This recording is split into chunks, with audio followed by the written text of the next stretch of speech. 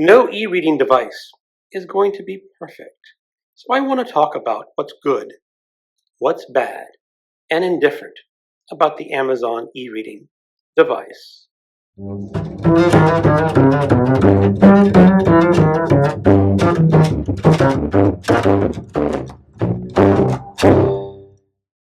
Hello, welcome to my channel, another Bibliophile Reads. My name is Greg, and I want to talk about the Amazon Kindle. There has been a lot of brouhaha over the past few weeks about what Amazon has been doing and if the Amazon Kindle is the right reading device for every reader.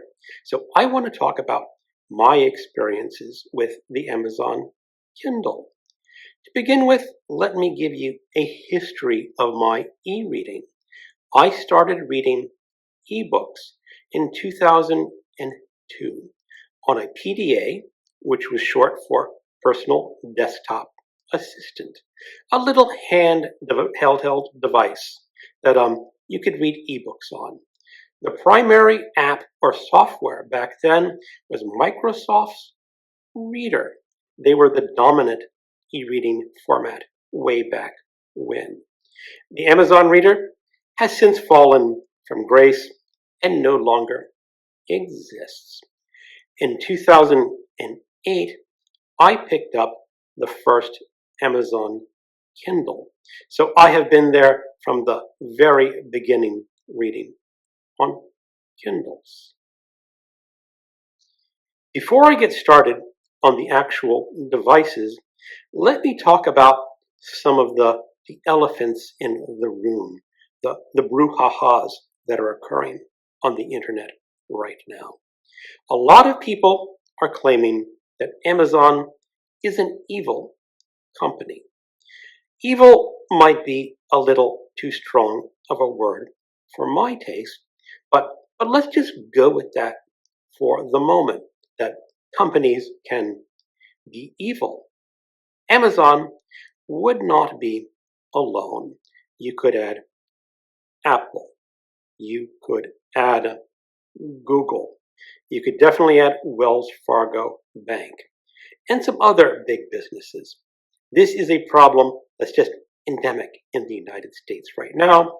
We do not have enough laws to control corporations. So while there are many things that Amazon does as a company that I personally disagree with, they could do much better paying their warehouse workers, probably their drivers, and some other corporate issues. I am not going to say that Amazon being evil is a huge negative for me, because if I were to avoid every company which was evil, I wouldn't be doing a lot of business with American businesses. So yes, Amazon may not have the best practices in this country or this world, but I'm just going to have to go with the flow for now, until someday maybe the United States can get its political ass in gear and start controlling some of these out-of-control corporations. Recently, Amazon removed a seldom used feature where you could download your purchased ebooks to a computer or laptop. Very few people utilized this. Very few people knew it even existed. But the hue and cry when Amazon took that feature away has just run amok. Everyone is saying how bad and wicked Amazon was to do it. Personally, I'm not all that concerned because I never used that feature. And as I said, I've been reading ebooks for a very long time. DRM, that's short for Digital Rights Management. That is a little piece of encryption on ebooks that you purchase that say you have to use it for the device that you purchased it for. Now, Amazon did not create DRM. That is something that publishers insist on. So if you purchase an ebook from Amazon, from Apple, from Kobo. If the publisher wants DRM on that ebook, the vendor has to put DRM on it. You cannot blame Amazon for something they have no control over. That is entirely decided by the publishers. The selection of books on Kindle is better than any other vendor out there. You will have the most books available reading on the Kindle platform than any other. In 2010, Apple was coming out with the iPad, and they wanted to include e-reading software on that device. But Steve Jobs knew he could not compete with Amazon on ebook prices because Amazon was taking a cut, a loss on selling its ebooks for $9.99. So Steve Jobs and Apple colluded with the major publishers to fix the prices of ebooks so that publishers decided what it would cost. If a publisher said this ebook cost $14.99, Amazon had to sell it for $14.99. So if you think that ebooks cost too much, it is not Amazon to blame, it is Apple, because they started this price war. And publishers got to keep their prices even though they lost the lawsuits on colluding. Occasionally, you will find some screaming good deals on Amazon Kindle ebooks. A book that normally costs $14.99 is on sale for a day or two for $1.99 or $2.99. I call those sales Kindle crack because I may never actually read that ebook, but for $1.99, I don't really care. I will buy it anyway. Now, some people may say that these Kindle crack sales are a negative because they're getting me to buy books that I really don't need. Whispersync is a nifty feature on the Kindle. If you own the Audible audiobook, you can sync those two together. Let's suppose you're driving into work and you're listening to your audiobook on your commute. And then during lunch break, you want to pick up your Kindle and continue the book and just read it. Amazon will automatically sync your Kindle to that audiobook's page location so you can pick up right where you left off. I have used that feature on occasion, and as I said, it's rather nifty. However, it's rather pointless for the most part. While I do own some Audible editions and the ebook edition, I don't often use them in tandem that way. I will either be listening or I will be reading, and I won't switch back and forth. Occasionally, I will read along or listen along while I'm reading on my Kindle. Now, here's one feature that I desperately miss on the Kindle. If you were to use a feature with the audiobook and the ebook on, let's say, an iPad or an iPhone, you can have the text being highlighted as the narrator reads the book. For whatever reason, on these Kindle devices, you don't get that feature. I think Amazon, you really should include that feature on your devices, not just on your iOS devices or your Android devices. One of the best features of a Kindle is that it is a dedicated e-reading device. It does not do a whole lot else other than enable the reader to read an ebook. Yes, they have a rudimentary web browser on this Kindle. I have used it once or twice. Some readers may use it to look up some details that they find in a book. But for the most part, you're just going to be reading on this device. And that's great because there are fewer distractions. If you are using an Android device or an Apple device, you can get easily distracted on your reading. All of a sudden, a text comes in from someone and you flip out of your app and start reading that text, and then you reply to the text. And then maybe go to your email, reply to some emails, or go to the web, browse the web. But on the Kindle, you're just going to read. And when you're absorbed in a book, I think that's very important, just to read the book and not get all these modern distractions in the way. One of the best features of the Kindle is that dedicated reading. Okay, let me talk about my Kindle devices. This is the 11th generation Paperwhite Signature Edition. If people are going to buy a Kindle, this is the one that I would recommend to most users. It's got that 7-inch screen. Well, in this edition, it's a 6.8 screen. In the newest 12th edition, it is a full 7-inch screen. And the battery life on these Kindles is absolutely fantastic.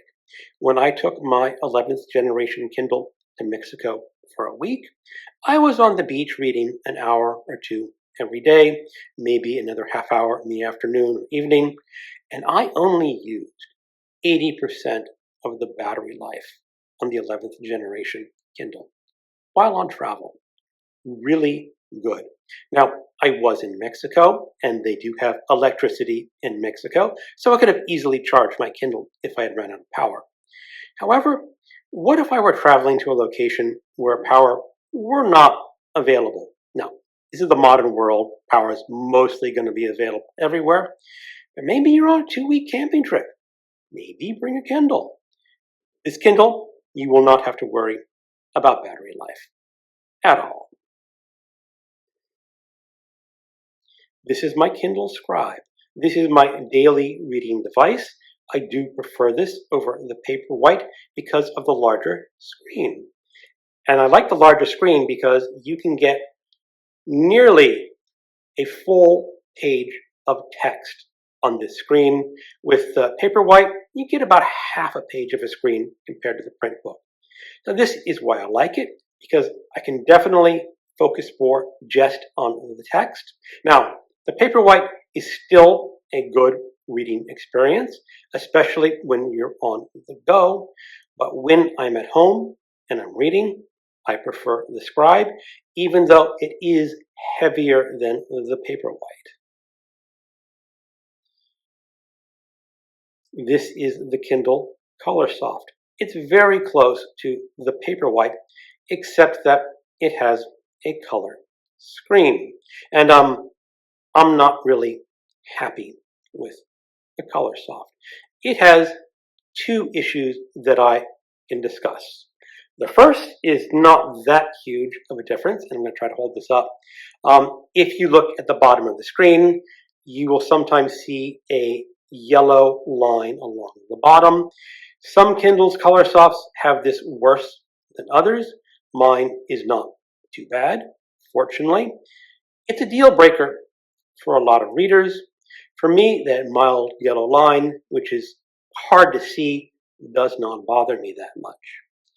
However, the battery life on the Kindle Colorsoft stinks. I mentioned that I read a few hours a day on a week in Mexico and only used up 20% of my battery strength on the Kindle Paperwhite 11th edition. On this Kindle Colorsoft, I brought it on a cruise to the Caribbean, and I was reading it an hour or two every day. Very similar schedule to what I was reading in Mexico. However, I had to charge this puppy 4 times in a week. Now, I'm on a cruise ship, and yes, they have power, so I was never in danger of running out of battery strength completely, but it is much, much, much worse battery strength than what you would have on the Paperwhite. And that, for me, is a deal breaker. It's too late for me to return this, but when Amazon comes out with a new edition of the Paperwhite, I'm going to exchange this puppy. For whatever reason, Amazon does not offer exchanges for their newest models. If you go to the Amazon website and say, I want to see what Kindles I can exchange for a little bit of credit, this Colorsoft does not come out. I did confirm with a friend who owned the 12th edition of the Paperwhite that she's not offered any credit for her new edition of Paperwhite either. So I think it's only the most recent models that you don't get credit for. But once it's available, I'm trading this one in. Another common complaint that many users have with the Paperwhite and the Colorsoft is the location of the on and off button. It is at the bottom of the Kindle. And I guess a lot of people accidentally touch that button while reading, so it'll go off in the middle of a paragraph. I personally don't experience that problem, mostly because if I'm not filming a video, I have this in a case, and I just don't hit that on and off button. I personally think it's fine, but there are other readers or users who may experience a problem of accidentally turning their Kindle off and on. You will also notice that there are no page turn buttons on the Kindle Colorsoft or the Paperwhite or the Scribe. You advance the page by tapping it back and forth. On the older Kindle Oasis models, you will have physical page turn buttons on one of the sides. Now the Oasis looked something like this. You had this larger bezel on one side and a shorter bezel on the other. And it used to be that you had the physical page turn buttons and you could go up and down. The Kobo has physical page turn buttons. The Books has physical page turn buttons. And why? Yeah, I kind of would have liked Amazon to have included physical page turn buttons on this Kindle Scribe. I don't necessarily miss it all that much. Maybe it was a cost-saving device. Maybe the page turn buttons break down more frequently. I don't know. I would have liked them, but I'm okay without them as well. A great feature on the Kindle is your ability to access public libraries. Now, you cannot access the public library directly from your Kindle device. You have to go to the Libby app on your phone, your iPad, or maybe even your desktop or laptop. And what you do is you use that app, you go to your library, you find the book that you want to check out, and you check it out, and then there is a send to Kindle option. Now, before you get that option, you do have to give them your Kindle address, but after that, you can send library books directly to your Kindle. I find it extremely useful, especially since I have 4 library cards from the various places where I have lived in this country. Library cards, it appears, don't expire, or I don't know when a library card expires. So when I lived in Washington State, I had access to one of the 10 best library systems in the country. That library card still functions, and I can check out audiobooks or eBooks. And those eBooks can be easily sent to my Kindle. Now, a lot of people will talk about the Kobo library integration. It says when you integrate your library in your Kobo, it will automatically say if you're looking for a book, if you want to buy that book, or check it out from the library directly from your device. That sounds pretty nifty. However, if I'm not mistaken, I'm told that you are allowed 1 library card on your Kindle at a time. There may be ways to get around that, but that's the general idea. Now, I like having multiple library options because even though I said that I have access to one of the best library systems in the country, a lot of people use it, and you often have to go on a waiting list. Sometimes I can go to one of my smaller libraries and check out that book immediately. And all I have to do is look at the app and choose which library I want to check out the book from and send it to my Kindle. I think that is a really great and useful feature. Now, I have never used the Kobo version, so maybe that is better. I'm also told that in other countries, other than the United States, Amazon Kindle may not be fully integrated with library systems, so you will have to check out with your library system in your country to see if it works.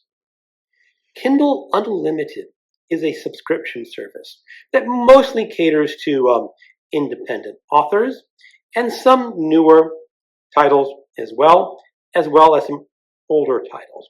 It costs $11.99, and you're able to check out up to 25 ebooks at a time. Now, I did use this service for a while. I eventually dropped it because I figured I was not fully utilizing this service. If I had purchased the 2 or 3 books that I checked out, I would have spent maybe $9.99. Some months would have been a little more, but generally speaking, I was losing money by the subscription service. Now, other readers are going to have different experiences. They may read a lot more from the Kindle Unlimited subscription service than I do, and it may be useful to them.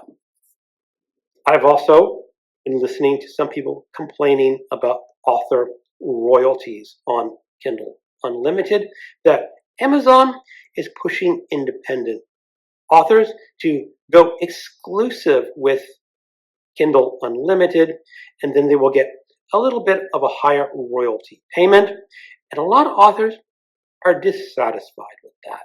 Now, I can't say one way or the other. I am not an independent author.